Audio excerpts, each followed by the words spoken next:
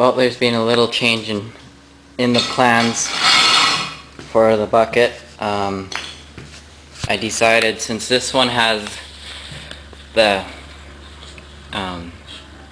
hardened steel plate for the bottom, I'm going to use this as the digging bucket. So I'm going to shrink it from 18 to about 12 inches, I think. 10 or 12 inches, we'll see. I'm not sure yet, and then I'll make another bucket in the future. I still have the patterns for the sides, so I'll just make another pair of sides and use some just regular 1/8 mild steel for the bottom. But for now I'm just going to cut this one in half and use it for the digging bucket. So yeah, I think I'll probably go about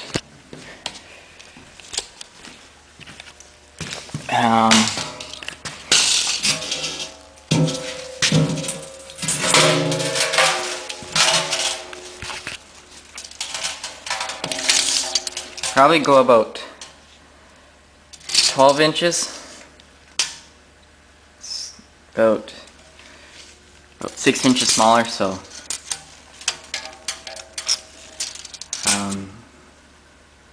I think 2 inches won't make a big difference. But basically, I have to make it big enough to be able to fit the ears on to where I need them. They'll be about there, that far apart.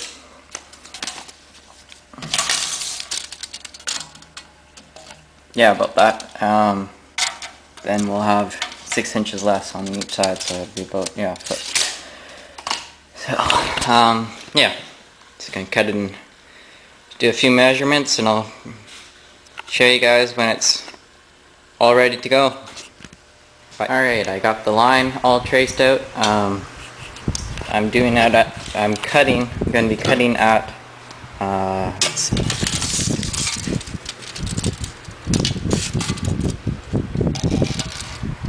about 13 inches, so I have half an inch for a lip on each side, so it's a bit easier to weld. And that's another thing, is just so it doesn't wear along these sides as much. It wears when you're digging it more, wears along here before it hits anything here too. And then in the future I can always just cut a metal plate that goes all the way up around here and reinforce that. But yeah, got it all marked all the way around. Hard part's going to be trying to cut through that. I might just take my circular saw. It's a piece of, I think it's a 2-inch. Not sure actually. It is a piece of 1.5-inch angle iron, just for a little extra support in there. I was going to make it bigger since it was going to be 18 inches wide, so it doesn't pop up here. But since it's not going to be 18 inches wide, I'll just leave it like that and cut through it. Take my circular saw, cut through that, and then probably take my angle grinder cut it all the way around, and then have to go through the 3/16 cutting edge here too. I would do it with my reciprocating saw, but since it's hardened steel, the teeth on the blade will just go flat in 30 seconds of cutting. So, alright, bring it back once it's partially cut or all the way, we'll see. Alright, I got the bucket cut in half. It was actually faster than I thought. The grinding wheel I was using before to cut that plate was different than the ones I'm using now. These are the ones I'm using now.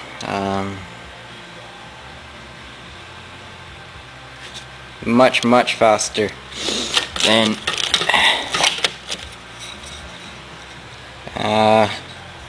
these ones. So I don't know if it's just the brand or the makeup of the abrasive, I'm not sure, but anyway, or it's the thickness. I imagine it's probably just how thick it is. Thinner, less metal it has to cut through. But anyway, here's the other half. I left a bit on the edge here just for some wear room, so if it wears down it's not wearing through the side of the bucket. But there's the half I cut off.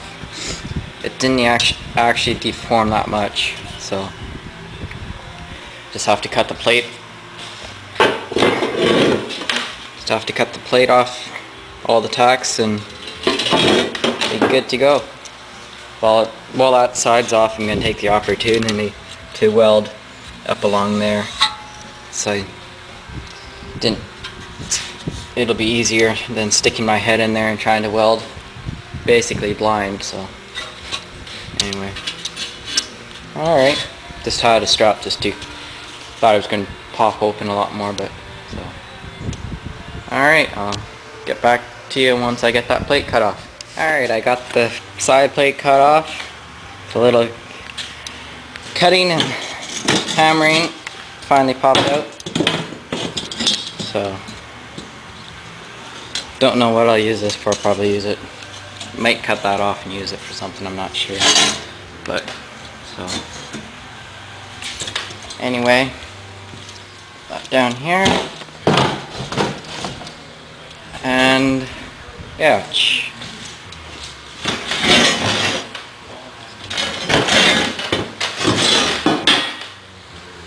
see if I can get this up here with one hand.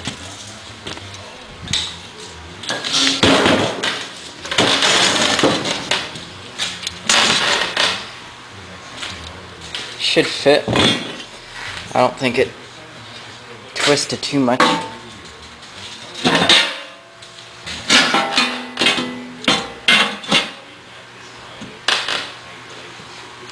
Oh yeah, it should fit. There's a little clamping to get it back to where it was, and it should be good.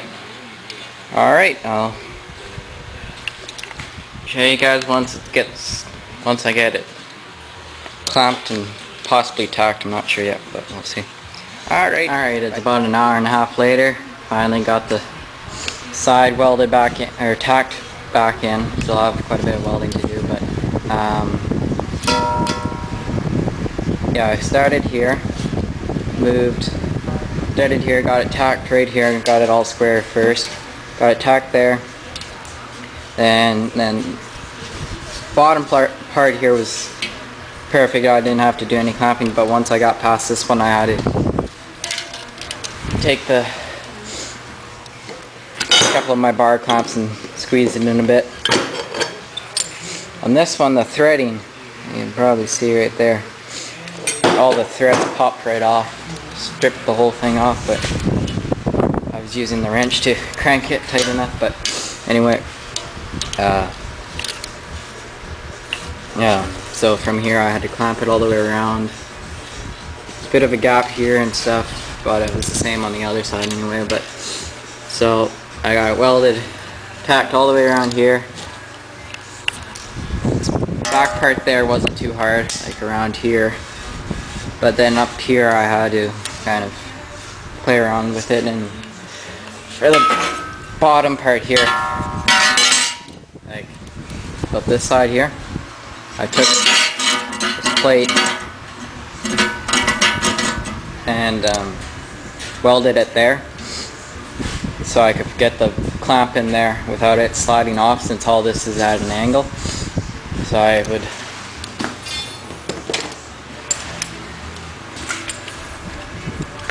there would normally be a bar in this, right? So it would get jammed in there, and then the bar would go across the other side. That was just, this was just so it wouldn't slide off. But so then I cut that off, and then for the top here I moved the clamp top, and for the top I welded it here, and then I could get a clamp up there and force it down, and then I could clamp from that side too. But got it on. Also, while the side was taken off, I welded, I don't know if you can see that, but up and back there, behind here if you couldn't see it, but did a couple of welds, about 6 2-inch ones, so about there, so basically the whole thing is welded.